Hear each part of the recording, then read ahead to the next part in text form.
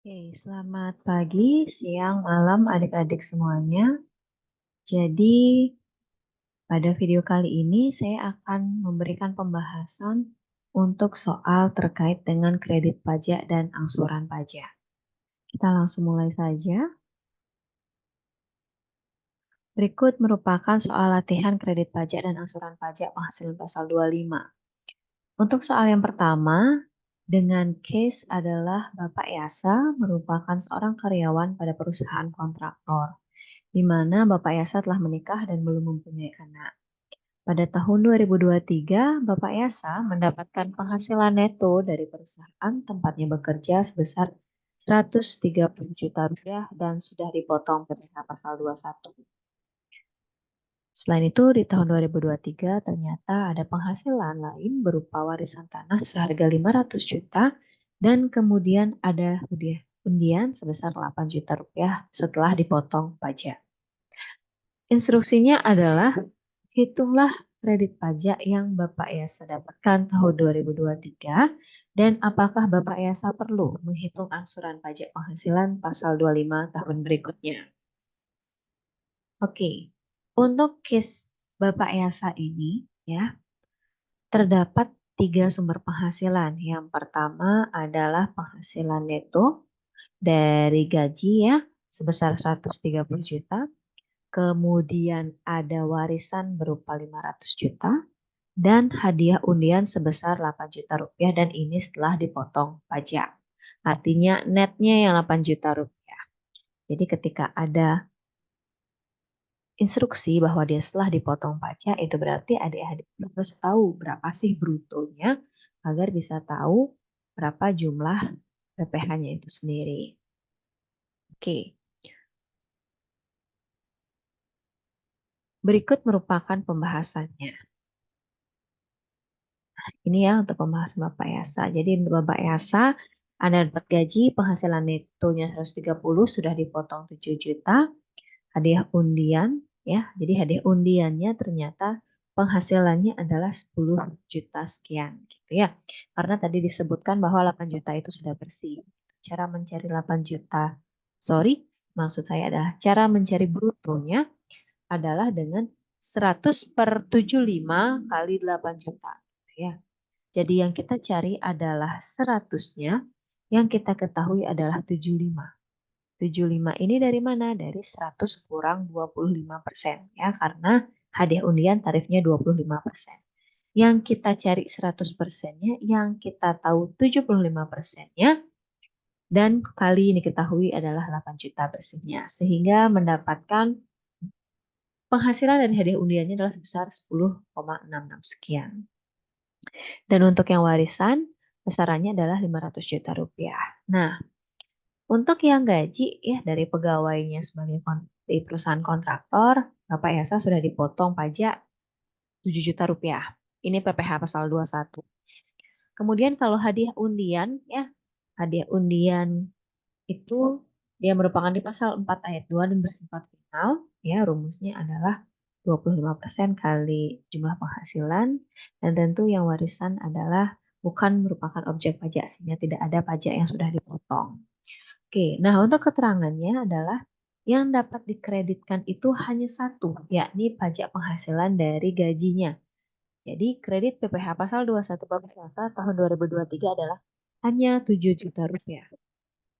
2,6 juta ini tidak dapat menjadi kredit pajak karena dia merupakan pajak penghasilan yang bersifat final. Dan kemudian kalau yang warisan sudah barang tentu tidak perlu ada pajak yang dipotong karena dia bukan objek pajak. Untuk berikutnya, apakah Bapak Yasa perlu membayar angsuran PPh pasal 25? Jawabannya adalah tidak perlu, dikarenakan Bapak Yasa sumber penghasilannya hanya bersumber dari satu pemberi kerja. Ya. Untuk PPh pasal 25, kecenderungan dibayarkan oleh WPOP yang memiliki usaha dan atau pekerjaan bebas. Kalau dia memang hanya pegawai, dia tidak perlu melakukan pembayaran angsuran PPh pasal 25. Bagaimana mungkin dia mengangsur adalah ketika bagaimana mungkin seorang pegawai itu mengangsur padahal di sisi lain dia tiap bulan sudah dipotong PPh pasal 21 secara langsung ya.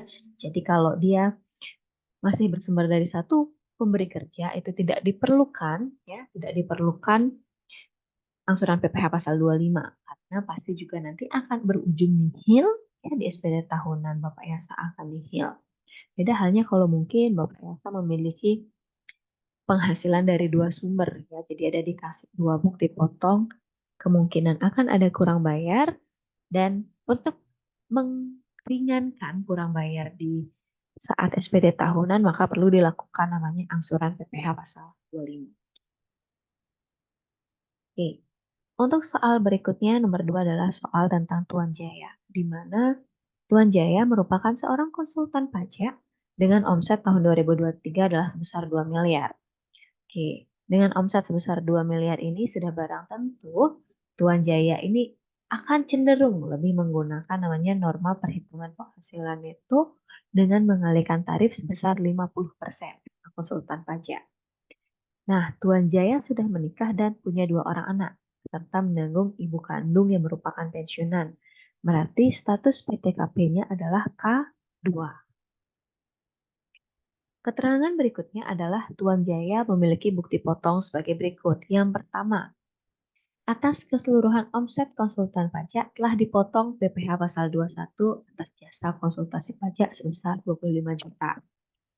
Selain itu, Tuan Jaya juga menggunakan merek dagang ya atau menjual belikan merek dagang Jaya Consulting dan di mana setiap tahun rutin mendapatkan penghasilan dari penggunaan merek dagang tersebut sebesar 50 juta rupiah dan telah dipotong PPh pasal 23 sebesar 7.500 ya, 15% dari 50 juta rupiah. Oke, berikutnya istri Tuan Jaya ya, dia merupakan ibu rumah tangga dan menyewakan halaman depan rumah kepada PT Indo April dengan harga 500 juta rupiah dan telah dipotong PPh pasal 4 ayat 2 sebesar 10% dari 500 juta yakni 50 juta rupiah. Nah, ternyata di tahun 2023 Tuan Jaya mengikuti sebuah kompetensi konferensi ya dan mendapatkan hadiah sebesar 20 juta rupiah dan telah dipotong 1 juta rupiah ya, 1 juta rupiah nih 5% dari 20 juta sudah dipotong. Nah, dan juga Tuan Jaya telah mengangsur pajak PPh pasal 25 sebesar 7.500.000 rupiah untuk tahun 2023. Instruksinya adalah berapakah kredit pajak yang diakui sebagai pengurang perhitungan pajak terutang dan berapa angsuran pajak PPh pasal 25 Tuan Jaya untuk tahun berikutnya. Nah, untuk instruksi seperti ini gitu ya, saya sarankan adik-adik mencoba langsung membuatkan mekanisme perhitungannya. Bagaimana? Nah, yang pertama, silahkan dianalisis dulu PTKP-nya sudah tentu kita bahas tadi bilangnya K2 ya, karena ibu kandungnya pensiunan, jadi tidak bisa ditanggung. Berikutnya untuk omset konsultan pajak ada sekian 2 miliar, merek dagang 50, sewa halaman 500, hadiah konvensi 20 juta.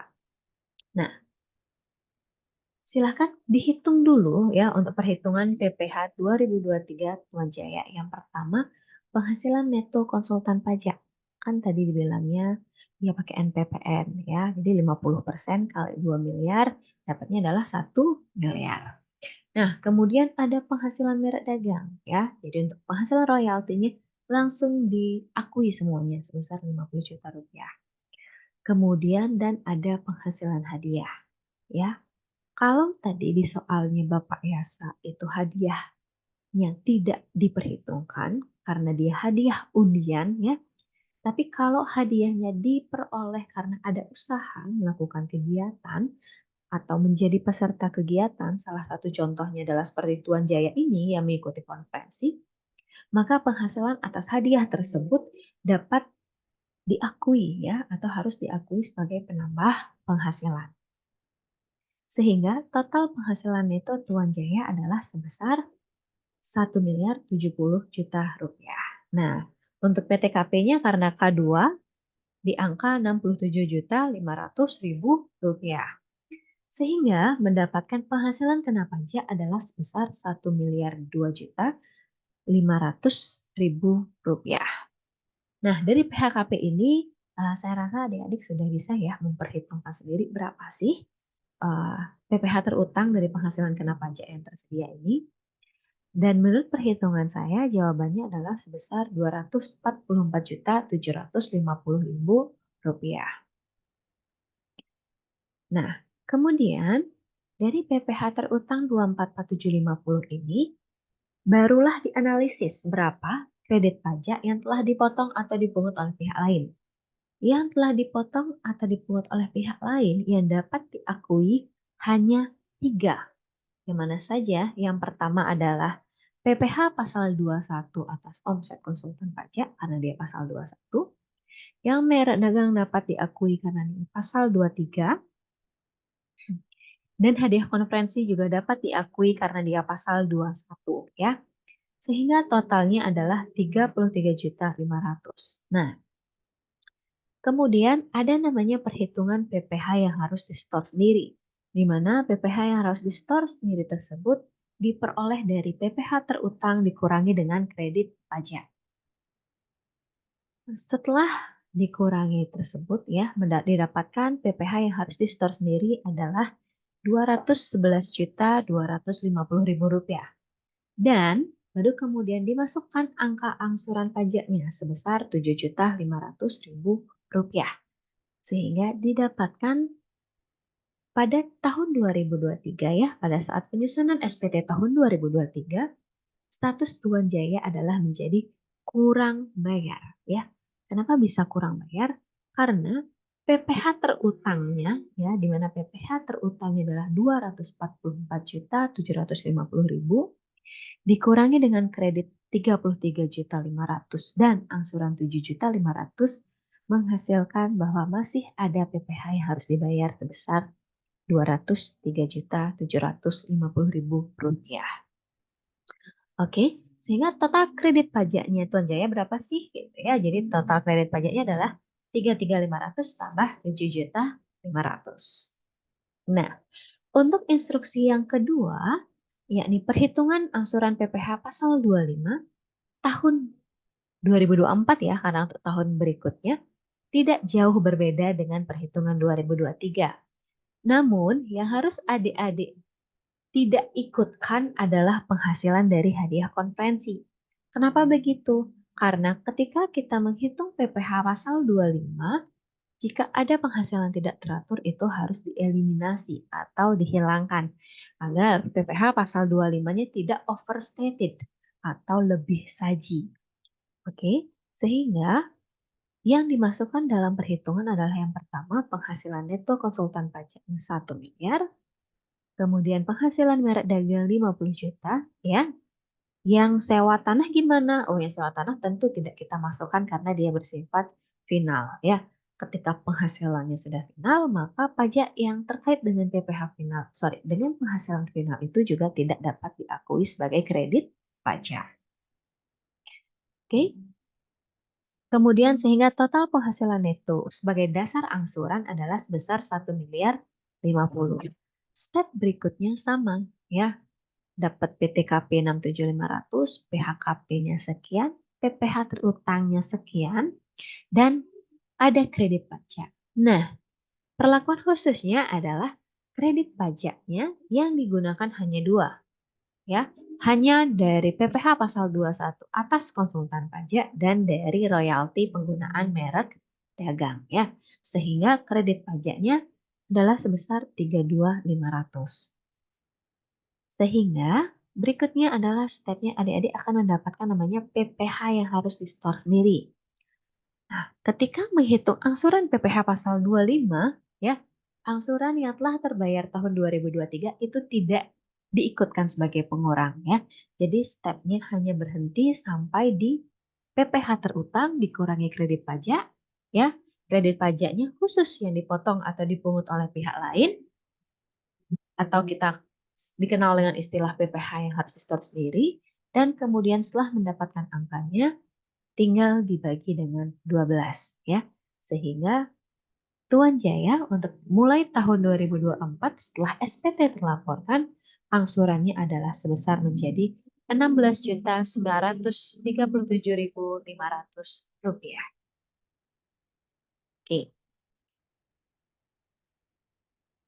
oke, baik. Demikian adik-adik ya untuk pembahasan terkait dengan latihan soal kredit, pajak, dan angsuran pajak. Semoga bisa dipahami.